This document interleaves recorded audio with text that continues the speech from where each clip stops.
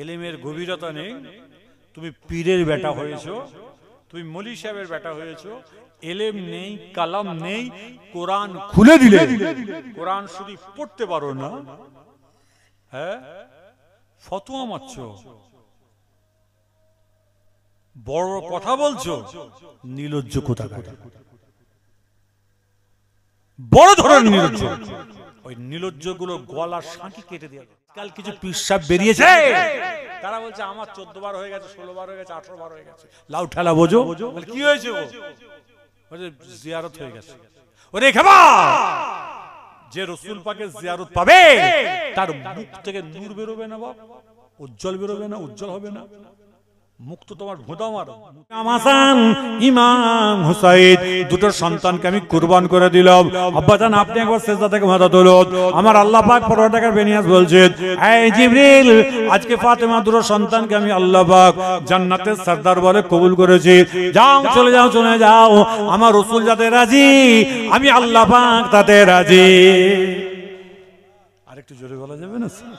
আমার রাসূল যাতে রাজি আমি আল্লাহ রাজি। আরেকবার জোরে বলা যাবে না? কি ভালোবাসা বলে। আমার আল্লাহ পাক কোরআনের মধ্যে ঘোষণা দিয়েছেন, বিসমিল্লাহির রহমানির রহিম, ওয়ালা তাকুলু লিমাকতালু ফি সাবিলিল্লাহ।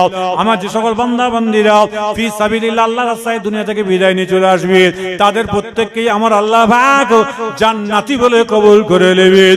আজকে আপ জান্নাতের কথা বলতে গিয়ে আমার রাসূলকে আপনি আমি চিনতে পারলাম না, হাবিবুল হাবিবকে আপনি আমি চিনতে পারলাম না, আমার নবী আপনার নবী দয়ার নবীকে সাহাবারা একদিন প্রশ্ন করেছিলেন, ইয়া রাসূলুল্লাহ ইয়া হাবিবাল্লাহ, কাল কিয়ামত পর্যন্ত কোনো আপনাকে জিহাদ থাকবে না, এমন সময় আপনার কিভাবে কাল কিয়ামতের দিনে জিহাদের সবটা পাওয়া যাবে আপনি আমাকে একটুখানি বলে দিন। আমার নবী আপনার নবী দয়ার নবী বললেন, এই সাহাবারা তোমরা শুনে রেখে দাও, কাল কিয়ামত পর্যন্ত আমার কোন উম্মতি আল্লাহর কোন বান্দা বান্দি যদি এমন সময় জোরের আজান হয়েছে, কাজ করছে, এমন সময় যদি সঙ্গে সঙ্গে সঙ্গে বলেন কাজটা থেকে যাক, নামাজটা আদায় করে নি, যদি নামাজটা আদায় কাজটা রেখে দিয়ে নামাজ আদায় করে নেয়, এমন সময় কাজ রেখে দিয়ে নামাজ আদায় করবে, আমার আল্লাহ পাক তাকে জিহাদের সওয়াব দান করে দেবে। সবাই জোরে জোরে বলেন সুবহানাল্লাহ। আল্লাহর নবীর দরবারে কথা বলতে গিয়ে হযরত জাবের রাদিয়াল্লাহু তাআলা আনহু আমার নবী আপনার নবী দয়ার নবীর সঙ্গে একদিন সফরে গিয়েছেন, 3 দিন থেকে 5 দিনের সফরে গেছে, রাস্তাতে ফিরে আসছেন, এমন সময় জঙ্গলের ভিতর দিয়ে আসছেন, এমন সময় আপনার দেখা যায় আল্লাহর নবী এক জায়গায় রেস্ট নিচ্ছেন, আরাম নিচ্ছেন, মাথায় আপনার কি বলে গাছের মধ্যে হেলান দিয়ে আল্লাহ নবী আরাম করছেন, এমন সময় দেখা যায় আপনি জাবের রাদিয়াল্লাহু তাআলা তিনি চামড়ার চোখে দেখতে পাচ্ছেন একটা গাছ মাটি ফেড়ে ফেড়ে আসছে, এসে আমার রাসূলকে সালাম দিলেন, কদম বুসি করলেন, এমন সব করে চলে গেল। জাবের রাদিয়াল্লাহু তাআলা দেখার পর অবাক হয়ে যায়, আল্লাহর নবী যখন হুঁশটা আপনার আল্লাহর রাসূল যখন ঘুমটা ভেঙে যায়, আল্লাহর নবী উঠে বসেছেন, ওই সময় আমার রাসূলকে বলে, হুজুর বিয়াদবি ক্ষমা করবেন, আপনাকে একটা গাছ এসে সালাম দিয়ে কদম বুসি করে চলে গেল, ব্যাপারটা কি বুঝলাম না। আমার নবী আপনার নবী দয়ার নবী এসে বলল, এই জাবের তুমি শুনে রেখে দাও, ওই গাছটি আল্লাহ পাকের দরবারে ফরিয়াদ করে বলেছিল, আল্লাহ গো আমি জঙ্গলের মধ্যে রয়েছি, আমি তো আমার রাসূলকে দেখতে পাবো না, একবার কি রাসূল পাকের সোনার চেহারা দেখতে পাবো না, আল্লাহ তুমি আমাকে একবার সুযোগ করে দিও, আমি এই রাস্তা দিয়ে আসছি, আমি আরাম করছি, ওই গাছটাকে আল্লাহ পাক হুকুম করে দিয়েছে, এমন সময় গাছটা মাটি ফেড়ে ফেড়ে এসে আমি রাসূল আমাকে সালাম দিয়ে কদম বুসি করে গাছটা চলে গেল। সবাই জোরে জোরে বলেন সুবহানাল্লাহ। আরেকটু জোরে বলা যায় না? গাছ আল্লাহর সাথে কথা বলতো, আর গাছ আল্লাহর হুকুমে রাসূলকে কদমবুসি করে যাচ্ছে। আরেকবার জোরে বলা যাবে না? আপনি কত বড় পীর সাহেব হয়েছেন, কত বড় আমির সাহেব হয়েছেন, কত বড় খলিফা সাহেব হয়েছেন, এটা চামড়া খুলে দেখিয়ে দেবেন, একদম খুলে দেখিয়ে দেবেন, চোখ খুলে যে হুজুর বা পীর সাহেব হুজুর সাহেব, আপনি দেখিয়ে দেন যে আজকে গাছকে আমি সরিয়ে নিয়েছি, একটা পাতা যদি না হাওয়া হয় উঠতে পারবে? জোরে বলুন। যদি পাতা যদি ওখানে রাখা থাকে, হাওয়া যদি না হয় উঠতে পারবে? ও পীর সাহেব, ও আলেম সাহেব, তোমার কিসের গরম, তোমার কিসের এত এত বড় বড় কথা কিসের? একটা পাতাকে হিলাবার ক্ষমতা নেই, স্বয়ং আল্লাহর হুকুম না হলে একটা পাতা হেলে না কোনো সময়। আরেকবার জোরে বলেন না। তুমি আজকে কি করতে চাইছো? ইসলামটাকে বোঝাতে চাইছো? আকায়েদটাকে বোঝাতে চাইছো? আকীদাকে বোঝাতে চাইছো?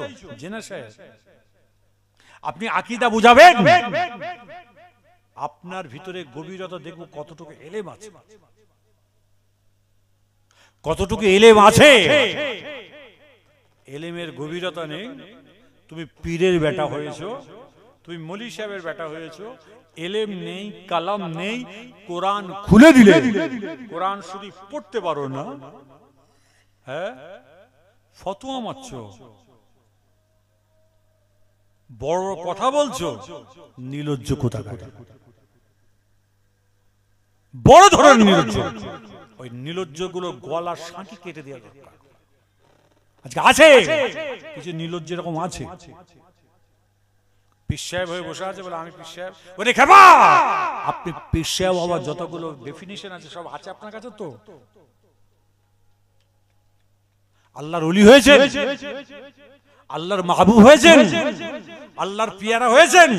এই পীর সাহেব, আমার রাসূল পাক সাল্লাল্লাহু আলাইহি সাল্লামকে কতবার চামড়ার চোখে দেখেছো? মানে রানী ফাকাদুল হক, আমার রাসূল বলছে আমাকে যে দেখলো সত্য দেখলো, আর আমার সুরাতটা শয়তান নিতে পারে না। আরেকবার জোরে বলা যাবে না সুবহানাল্লাহ। আর আজকাল কিছু পীর সাহেব বেরিয়েছে, তারা বলছে আমার 14 বার হয়ে গেছে, 16 বার হয়ে গেছে, 18 বার হয়ে গেছে। লাউ ঠেলা বোঝো, বলে কি হয়েছে? বলে জিয়ারত হয়ে গেছে।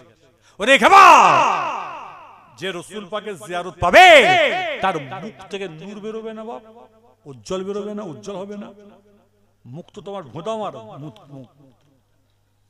তুমি যখন কথা বলো দুটো চারটে গাল পেড়ে কথা বলো, হ্যাঁ তোমার ভাষা কেন নেই? তুমি কাকে নিয়ে কি করছো? হ্যাঁ কোথায় নেতাজি আর কোথায় পিয়াজি, কোথায় লিয়াকত আলী, কোথায় জুতোর কালি? হ্যাঁ তুমি সাহেব জুতোর কালি হয়ে কালি মুখে মাকে মেখে দেবো যাই পীর সাহেব, রেখে দাও তো তোমার পীর সাহেব গিরি। হ্যাঁ মেজলা হুজুর কেবলাকে দেখেছেন? এই জোরে বলো, দেখেননি? মেজলা হুজুর কেবলাকে আমি নিজে বলেছিলাম, দাদা জান আমরা ছিলাম, আপনি নবীকে কবর দেখেছেন? হ্যাঁ মিয়া সব কথা সব জায়গায় বলতে নেই বাবা, আমাদের ঘরে এরকম করে কথা বলতেন মেজলা হুজুর কেবলা, ঠিক এরকম কাজে কাজে সব কথা তোমরা সব জিজ্ঞাসা করো, বাচ্চা সব বাচ্চা মানুষ লেখাপড়া করছো, দাদু জান এরকম করে বলতেন। আমি বললাম একটু বলুন না, আল্লাহ পাক অনেকবার দেখিয়েছে। আরে জোরে বলা যাবে না সুবহানাল্লাহ। এই মেজে হুজুর কেবলা মিথ্যা কথা বলবো? আরে জোরে বলো। দাদু জান ডাইরেক্ট দিদার হয়েছে, বলছে আমি বলেছিলাম ডাইরেক্ট দিদার হয়েছে, তখন মুখটা লাল টকটকে হয়ে গেছে, আমি সর্বনাশ করেছি। হুজুর কেবলা যদি জানতে পারে যে এইভাবে দাদুজানকে প্রশ্ন করা হয়েছে আর ওনার শরীরটা খারাপ হয়ে গেছে, আমাদের ঘরে মেরে চাপকে লাল করে ফেলবে। শোনো, আমি যতদিন হায়াতে থাকবো কাউকে বলবে না, কাউকে বলবে না আমার রাসূলের সঙ্গে আমার ডাইরেক্ট বসে এরকম কথা বলেছি, একবার নয় দুবার নয়, আল্লাহ পাক 13 বার কথা বলিয়েছেন। আরেকবার জোরে বলা যাবে না? আরেকটু উচ্চ আওয়াজে জোরে বলা যাবে না? বলছে 13 বার। তার কথা মিথ্যা হবে? আরে জোরে বলো। তারা ছিল আল্লাহর ওলি, তারা ছিল আল্লাহর ওলি। খবরদার ভক ভক করলে হবে না, নিজেরা ভালো হয়ে চলুন, ভালো মনের মানুষ হয়ে যান। আল্লাহ বলছে বান্দা আমি তোমাদের ঘরে জান্নাতি বলে কবুল করে নেব। আরেকবার জোরে বলেন না। আল্লাহর নবীর দরবারে কথা বলতে গিয়ে হযরত জাবের রাদিয়াল্লাহু তাআলা কথা বলতে গিয়ে এমন সময় আমার নবী আপনার নবী দয়ার নবী জাবের রাদিয়াল্লাহু তাআলা কে ঘরে চলে আসলেন। হুজুরখানে আসার পরে এমন সময় বেশ কয়েকদিন পরে বলেছিলেন, এই জাবের আমি তোমার বাড়িতে যাব। জাবের রাদিয়াল্লাহু তাআলা কোনো কথা বলেন নাই। আমার নবী আপনার নবী দয়ার নবীর দরবার থেকে ঘরে যাওয়ার পরে এমন সময় তার স্ত্রীকে বলছে, হে আমার প্রাণের স্ত্রী আপনি তুমি শুনে রেখে দাও, আল্লাহর নবী আমার ঘরে আসতে চেয়েছেন। আল্লাহর নবীকে তুমি কি বলেছো বলো? হ্যাঁ না কিছুই বলি নাই। ওই সময় জাবেরের স্ত্রী বলল, খবরদার না বলার দরকার নেই, আল্লাহর নবী যেদিন আসবে সেদিন আমরা খুব খুশি হয়ে যাব। ওই সময় জাবের বলছে, আমার প্রাণের স্ত্রী, আমার রাসূলকে খাওয়াবো কি করে বলো, মেহমানদারি করবো কি করে? না কোনো চিন্তা করার দরকার নাই, বাড়িতে একটা খাসি আছে, ওইটা সকালবেলা সবে সাদেক ফজরের নামাজ পড়ে যেদিন রাসূল পাক আসবে ওই দিন আপনি জবাই করে দেবেন, টুকরা টুকরা করে দেবেন। করে দেওয়ার পরে ওই আপনাকে গোশতগুলোকে আমি রান্না করব। এমন সময় আপনি আমার নবীকে আপনি দাওয়াত করে নিয়ে আসবেন। এমন সময় জাবের রাদিয়াল্লাহু তাআলা আনহু এমন সময় ছাগলটাকে জবাই করে দিয়ে টুকরা টুকরা করে দিয়ে চলে যায়। এমন সময় জাবেরের দুটো সন্তান দুনিয়ায় বেঁচে আসে। এমন সময় জাবেরের স্ত্রী যাবে আল্লাহ রাসূলের জন্য রান্না করছে। এমন সময় জাবেরের বড় ছেলে ছোট ভাইকে বলছে, ভাই শোন শোন শোন, আব্বাজান কেমন করে ছাগলটাকে জবাই করলো দেখি। ছোট ভাইকে শুইয়ে দিয়ে বিসমিল্লাহে আল্লাহু আকবার বলে চালিয়ে দিয়েছে। সূরা যখন চালিয়ে দিয়েছে জবাই হয়ে যায়, মা জননী ছুটে এসে দেখতে পাই ছোট ছেলে জবাই হয়ে গেছে। এমন বড় ছেলের দিকে ছুটেছে, বড় ছেলে লাফ মেরেছে, এমন সব উপর দিকে লাফ মেরে এমন সব নিচে নেমে পড়েছে। বড় ছেলে দুনিয়া থেকে বিদায় নিয়েছে। ওই সময় জাবের রাদিয়াল্লাহু তাআলা স্ত্রী বলছে, আমার আল্লাহ, আজকে আমার দুটো সন্তান মারা গেছে, দুটো সন্তানের থেকে আমার আল্লাহ আমার রাসূলকে যদি আমি না ভালোবাসি আমার তো ঈমানটা মজবুত হবে না। আজকে আমার দুটো সন্তানকে যদি কান্নাকাটি করি, আল্লাহ নবী আমার বাড়িতে আসার পরে এক ঢোক পানি কোনোদিন খাবে না। ওই সময় জাবেরের স্ত্রী এমন সময় দুটো লাশকে রেখে দিয়ে আল্লাহর নবীর জন্য রান্না করছে। আমার নবী আপনার নবী দয়ার নবী জাবেরের ঘরে আসলেন। জাবের রাদিয়াল্লাহু তাআলার ঘরে আসার পরে তেমন সময় আল্লাহর নবী বলে, জাবের তোমার কটা সন্তান তুমি আমাকে একটুখানি বলে দাও। বলে, হুজুর বিয়াদবি ক্ষমা করবেন, আল্লাহ পাক দুটো আমার সন্তান দান করেছে। যাও চলে যাও চলে যাও, তোমার দুটো সন্তানকে তুমি আমার কাছে ডেকে নিয়ে আসো। সন্তানকে যখন ডাকতে গেছে ওই সময় তো স্ত্রীর কাছে কি বললেন, এ আমার প্রাণের স্ত্রী তুমি আমাকে বলো আজকে আমার দুটো সন্তান কোথায় আছে বলো। বলে, আজকে আপনার দুটো সন্তান ঘুমাচ্ছে। সঙ্গে সঙ্গে রাসূল পাক সাল্লাল্লাহু আলাইহি ওয়াসাল্লামকে গিয়ে সালামটা দিয়ে বললেন, হুজুর আপনার আমার দুটো সন্তান ঘুমাচ্ছে। ওই সময় আল্লাহ রাসূল বললেন, তোমার দুটো সন্তানকে ঘুম থেকে তুলে নিয়ে আসো। ওই সময় স্ত্রীর কাছে গিয়ে বলে, আপনার প্রাণের স্ত্রী আল্লাহর নবী দুটো সন্তানকে ডাক করেছে, এমন সব ডাক দিয়েছে। সঙ্গে সঙ্গে স্ত্রী এমন কাঁদতে কাঁদতে সব বিষয়বস্তু বলার সঙ্গে সঙ্গে জাবের কেঁদে কেঁদে জারে জার হয়ে যায়। আমার রাসূল পাকের দরবারে কাঁদছে। আমার নবী আপনার নবী দয়া নেই বললেন, এই জাবের মা ইউতিকে, জাবের তুমি কেন কাঁদছো বলো। ওই সময় জাবের কাঁদতে কাঁদতে বললেন, ইয়া রাসূলুল্লাহ ইয়া হাবিবাল্লাহ, আমার দুটো সন্তান দুনিয়াতে আর নাই। এমন আমার নবী আপনার নবী দয়ার নবী প্রত্যেকটা খবর সংবাদ শোনার পরে বলল, এই জাবের তোমার দুটো সন্তানের কাছে আমি রাসূল যাব, আমাকে একবার তুমি নিয়ে চলো। আল্লাহর নবী আমাকে নিয়ে গেলে যাওয়া হয়। এমন সময় আপনার কি বলে অন্য কোনো জায়গা থেকে নয়, এমন সময় তক্তপোষের তলা থেকে লাশ দুটো বার করা হয়েছে। কচি বাচ্চা মুখ এমন আহারে দেখে বড় মায়া লাগে। আল্লাহর নবী আল্লাহর হাবিব আল্লাহ পাকের দরবারে হাত দুটো তুলে বলেছিল, আল্লাহ গো আপনি জিন্দাকে মুর্দা করতে পারেন, মুর্দাকে আল্লাহ তুমি জিন্দা করতে পারো। আপনার দরবার হাত তুলে দোয়া চাইছি, আল্লাহ জাবেরের দুটো সন্তানকে জিন্দা না করো আল্লাহ। জাবেরের ঘরে আমি এক টুকা আপনার কি বলে এক ঢোক পানি খাবো না। এমন সময় আল্লাহ পাকের দরবার হাত তুলে দোয়া চাইছে, রব্বানা নাজ্জিনা, আর রব্বানা আল্লাহ তুমি মাফ করে দাও, আর নাজ্জিনা তুমি নাজাত দিয়ে দাও। এমন সময় একবার দুবার তিনবার যখন বলেছেন, জাবেরের দুটো ছেলে আল্লাহর নবীর সম্মুখে সুটান দাঁড়িয়ে আমার রাসূলকে মুহাব্বতে সালাম দিয়ে দেয়, আসসালামু আলাইকা ইয়া রাসূলুল্লাহ। আরেকটু জোরে বলা যাবে না? আরেকটু আনন্দের সঙ্গে জোরে বলা যাবে? আরেকটা বুখারী শরীফ আছে, বলবো? ঘুম লাগছে? তাকবীর দিলে বুঝতে পারো, নারে তাকবীর। অনেকে ঘুমোচ্ছে, চলছে। কাল বাদ পরশুদিন থেকে রোজা, আর একটু চলা মারছে। আরেকবার তাকবীরের ধ্বনিটা আরেকটু আওয়াজে দেবেন, আওয়াজটা নাই দেবে। যারা ঘুমাবেন আল্লাহ তাতে করে একদম ঘুমিয়ে দাও, ও জানাজার নামাজ পড়ে ঘর যাও। খালি খামা এখানে যে 26 বছরের মেয়ে যদি ব্রেক টান দিত, চাচারা সামনে এসে বলতো ঠিক আছে চালা রে, তখন লোক বেশি হতো না কম হতো? আরে জোরে বলো, লজ্জাও লাগে না। এখন জলসা করতে গেলে 50 টাকার কি বলে চাঁদা, আর যদি বলে চাচা দিচ্ছি বুঝলেন, কত খরচা হচ্ছে রে চাচা? 15 লাখ। তাই মাইক টাইক সেট আরে হেভি হেভি সব আসছে, আরে বেশি বিশাল বলতে কাছাকাছি সিট পাওয়া যাবে? হ্যাঁ চাচা আমি ভালো দেবো। বলে কত উঠেছে বলবি, বাদ বাকি 7-8 লাখ যেটা থাকবে আমি দিয়ে দেবো, আর সামনের দিকে সিটটা দেবে। এরম আছে না নেই বাপ? ওগো জোরে বলো না, এরম আছে না নেই? একটু জোরে বলো। বলতে লজ্জাও লাগে না, বলছে আছে আছে আছে। কবরের ডেটটা পা চলে গেছে, হাফটা গেলে কবর পরিপূর্ণ হয়ে যাবে, এখনো বলছে আছে আছে আছে। ছি ছি ছি, কবরের আযাব মুর্দাই জানে। একটু ভালো মনের মানুষ আল্লাহর হয়ে যাও। আল্লাহ বলছে বান্দা আমি তোমাদের হয়ে যাব। আরেকবার জোরে বলা যাবে না? আরেকটু উচ্চ আওয়াজে জোরে বলা যাবে?